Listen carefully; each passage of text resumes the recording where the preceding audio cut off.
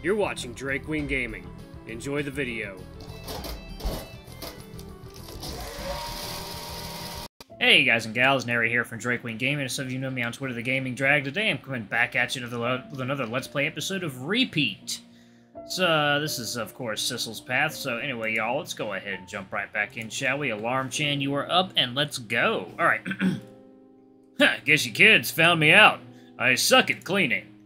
That's a bit of an understatement. You just threw all your garbage into a closet and closed the door. I was in a rush. Plus, that's my garbage closet. It's for all my garbage stuff.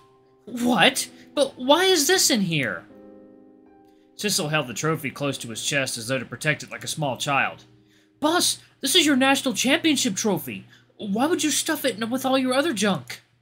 Herschel saw what Sissel was holding, and the playful smile immediately vanished from his face. Oh, that. It's just a dusty old cup. Nothing worth keeping, if I'm being honest. Sissel gaped in horror at him. You're a national championship winner. It's something street trash like me can only dream of achieving someday, and you have one right here in your garbage closet. At least treat the darn cup with some respect. Herschel slowly reached down and took the trophy. He dusted it and frowned at it and frowned at his name for several moments. It was like a century since I won this ugly old thing. I don't like it. But why? Why did you never mention this to me? Well, sometimes you think to yourself, if I achieve this one thing in my life, everything will get better. All my problems will be solved, and I'll be happy forever. He lets out a heavy sigh and looked up at Sissel's eager face. I did it. I won. The National Culinary Arts Competition has my name plastered on a gaudy winner's plaque somewhere. I took the prize money and opened up my own little cafe. I had everything I dreamed of. His grip on the trophy tightened. I wasn't very happy. It's kind of stupid to think a rusty old cup would solve all the problems in your life. Herschel didn't meet our eyes as he tucked the trophy under his arm and made his way downstairs. I'm throwing this out. It's not healthy to dwell on stuff like this. Wait, what? But that's the... It's just an old cup. I need to start actually cleaning this place up if I'm gonna have a guest living with me after all. Sissel just gaped, jaw wide open in disbelief as Herschel ignored us and made his way downstairs. He glanced up at us with a forced smile. By the way, Adrian, don't you have school today? Oh, one second, y'all. By the way, Adrian, don't you have school today? You should get going before Mrs. Corliss tears you a new one. There are umbrellas behind the counter if the rainstorm doesn't stop. With that, Herschel left Sissel and I alone in the cafe's narrow hallway. The two of us stared at each other nervously. There was something off here. The cafe continued to shudder against the pouring of rain outside as I readied myself to leave. I grimaced at the stormy weather. I'm gonna need to grab an umbrella before I head out. Wait, Adrian! Sissel suddenly scrambled down the stairs and grabbed my shoulder with a huff. There's something I need to do before you go! He glanced around his shoulder nervously. Herschel could be heard humming cheerfully as he busied himself in the kitchen. Sissel turned back to me and spoke in a low whisper. I want to grab that trophy back before Boss notices. There's no way I'm gonna let him throw out something that important. Do you think you can hold on to it? You can hold onto it when you go back to Gerania? It's safer than hiding it at the cafe. Don't you think Herschel will be upset at this? Sissel laughed with a small, guilty smile. Boss doesn't need to find out.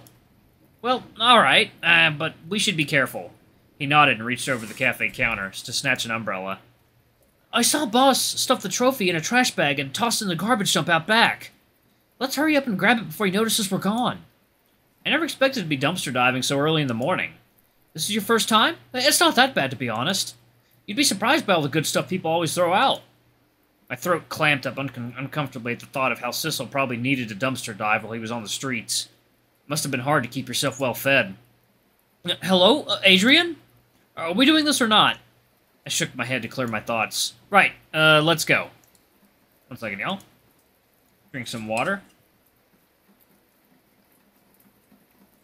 This is a message from Drake Queen Gaming to let y'all know to stay well hydrated if you are going to be talking for long periods of time.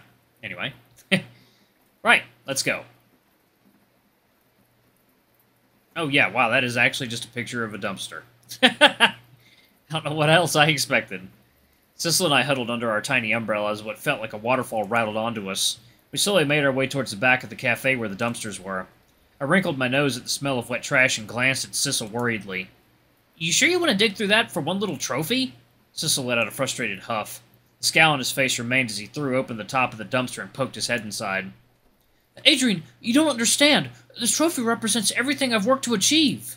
It just doesn't sit right to let it rot with a bunch of garbage. Honestly, boss can be kind of stupid sometimes. Sissel climbed into the dumpster with a grunt.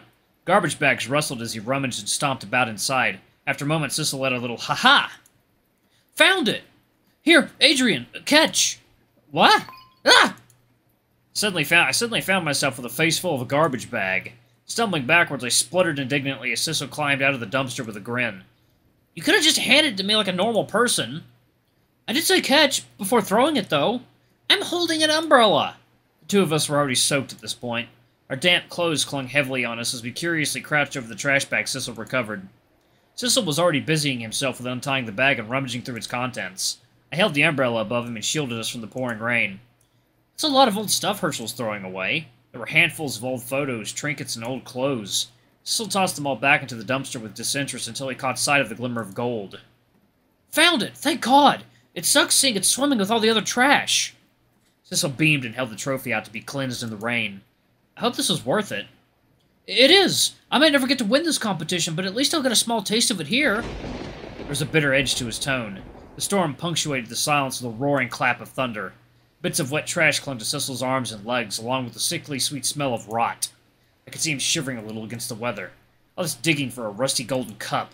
I hate to admit it, but I was starting to agree with Herschel's decision of throwing it out. With a sigh, I gently nudged Sissel on the shoulder. Come on, we better get going. This rain's getting worse. Sissel slowly rose to his feet, his eyes still glued to the trophy. Oh shit, that's an awful sound. Holy shit. A painful chill suddenly shot down my spine. I shot up and frantically glanced everywhere along the alleyway. It was impossible to see much of this downpour of rain. It was like a thick, heavy fog. I could barely see my own outstretched hand. A rush of panic gripped my chest as I grabbed Sissel by the shoulder and shook him vigorously. Sissel, we should go. Now. Sissel blinked tiredly as though waking up from a daze. Right, let's go. Yeah, that thing is probably nearby. The next 15 minutes was spent struggling against the harsh, blinding rain, the wind slamming against the two of us like a brick wall. We walked straight down the alley for what felt like forever. We should have made it back to the cafe by now. At some point, the wind ripped the umbrella out of my hands by the wind. The rain was blinding as Sissel and I squinted through the battering haze. Wait, we walked past this spot already. What the hell's going on? To our left stood the dumpster we were digging through minutes ago. I gritted my teeth and stared out through the foggy rain. Where is it? I know it's following us. I swear we were walking in a straight line. Sissel wandered over to a nearby dumpster as if to check if he's not hallucinating. We did walk past this spot already. This is the same dumpster I dug through just now. Something caught his eye. Sissel furiously rummaged through the trash bags scattered across the alleyway. This is... Oh. Oh. Oh, Sissel is a baby. Sissel pulled out an old soaked photograph from the mess. I peered over his shoulder and frowned at the faded image. That's Boss when he was younger, I think, but that kid... No, there's no way, is there? There was definitely a resemblance. The baby he was holding looked remarkably like Sissel. 1 second, y'all.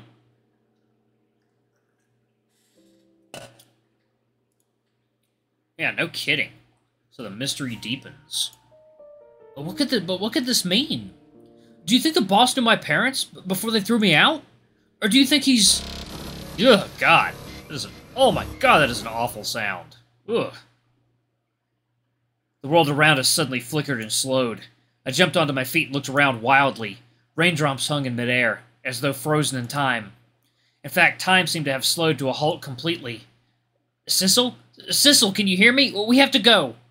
I grabbed Sissel's arm and tugged, but he stayed stuck in place like a statue. What the hell was going on? Oh, Lord, there it is. A dark, familiar figure slowly teetered out of the fog, its maniacal grin gleaming through the dark alleyway. Oh, so close. So close. I frowned. The Remnant was speaking clearly now. The garbled mess of a voice it once spoken was gone, replaced by a deep, sing-songy drawl. What the hell do you want? Why are you following us? Me? I'm simply trying to help. Simply trying to help you poor kids. The worthless Daffodil feels so unloved, doesn't he? Not even his parents wanted him. I'm just showing him otherwise. I'm just showing him what he wants. I scowled and stepped in front of Sissel protectively. Why did the Remnant have to show up now of all times? I have to keep Sissel away from him. Why are you glaring at me like that? Why are you glaring at me like that? Why are you glaring at me like that? Why are you glaring at me? Why are you glaring? I'm simply trying to help! I glanced down at Sissel, who was still frozen in place like the world around us. He was staring at the photo, his eyes wide with shock, and perhaps a glimmer of hope. There was an unspoken thought across his face, a hopeful, what if? My teeth grinded together in frustration. We don't need your help! Let us go and leave us alone! Oh god. The Remnant laughed again, its armless form dancing around the empty alleyway like an animated corpse. It glided closer and closer to us, terrifying face leaning towards my own. Worthless. Worthless! Worthless! He's so desperate for proof that he's worth something, that he's worth caring about. If you leave him alone, he'll burn himself out of desperation. For a split second, the Remnant's maniacal smile twisted south into a small, wistful frown. This will end terribly again. I'll have to repeat this terrible, terrible life again. Suddenly, its face split back into a horrifying grin. Won't you let me end it for good? Its mouth gaped open, inches from my face. My body won't move. There was nothing I could do as the Remnant's jaw split wide open and prepared to close around my skull.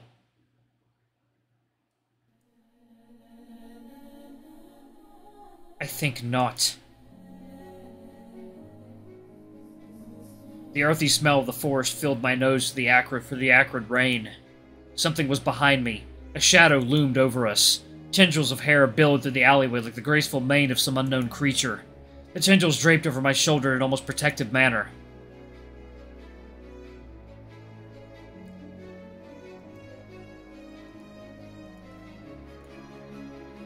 This boy is a friend of his. Thus he is under my protection. You will leave them be.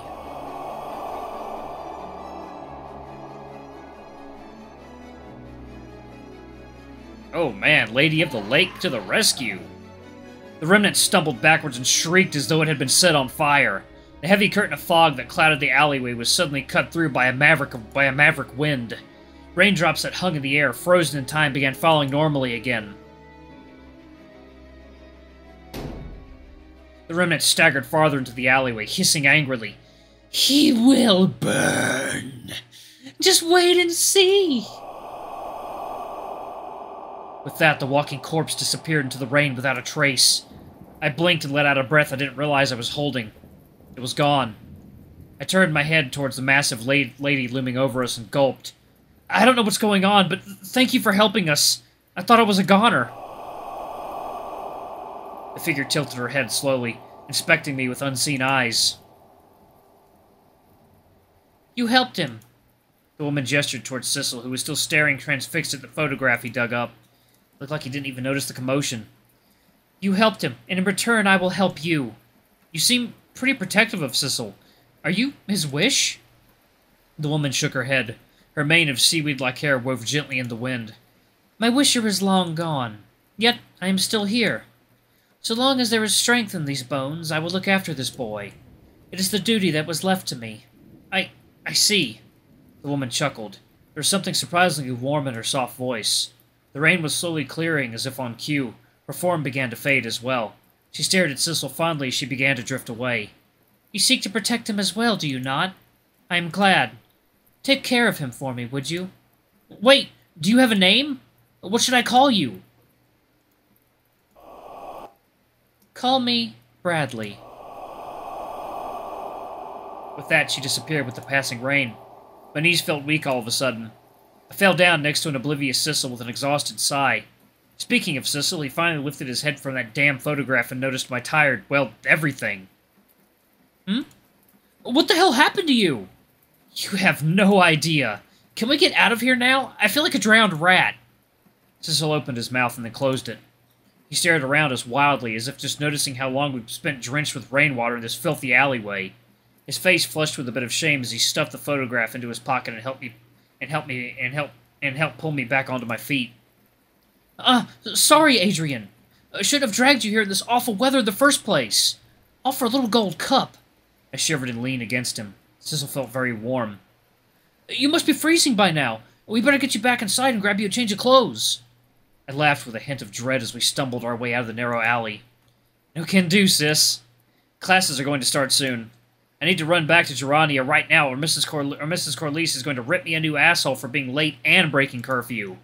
Oh, are you sure you're okay? I'll be fine. The bigger question is, are you okay? What are you going to do about that photo you found? Sissel grimaced and stared down at his feet. I'm not sure. I really want to know if Boss is related to me in some way, but he's trying real hard to hide it. He's done a lot to help me. I don't really want to pry too much. Sissel groaned and shook his head furiously. I'll figure everything out later. Anyway, let's get you inside and dried off before you head back to Gerania. You look like shit right now. I yelped as Sissel slung my arm over his shoulder and supported me with a warm hand around my waist. It felt awkward, but much appreciated. Alright, y'all, I'm going to go ahead and pause it right there. Thank you all so much for watching. Don't forget to like, comment, subscribe, ring that notification bell, leave a super thanks or a tip if you can, it always helps. Until the next video, I love you all. I'll see you next time. Bye-bye!